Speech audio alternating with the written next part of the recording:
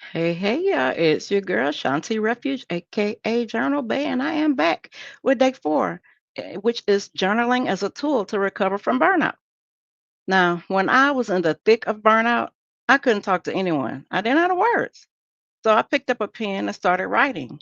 And at first, it was messy thoughts like a brain dump, scribbles. But then things started to make sense. I began to see the patterns, why I was so tired, why I kept saying yes, and why I felt like I couldn't stop. Journaling didn't just help me vent, it helped me find clarity.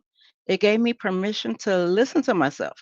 And for the first time in a long time, I started hearing my own voice again. So, why journaling helps with burnout recovery? According to the University of Rochester Medical Center, journaling improves mood by helping people prioritize problems, fears, and concerns.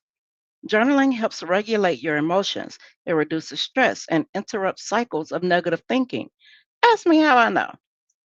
Because journaling is my number one tool that I still go to this day to help me with my emotions and setting goals and reducing stress. It helps me with everything. I journal everything.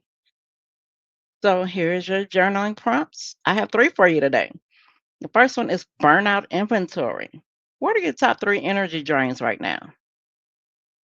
Number two, permission slip. What do you need to give yourself permission to stop doing? Number three, energy anchor. What activities, people, or practices restore you? And how can you do more of that this week? If you are new to journaling or want to get started or want to refresh, then you need to be in my guided journaling 101 course. It'll help you create a healing practice that supports your emotional wellness.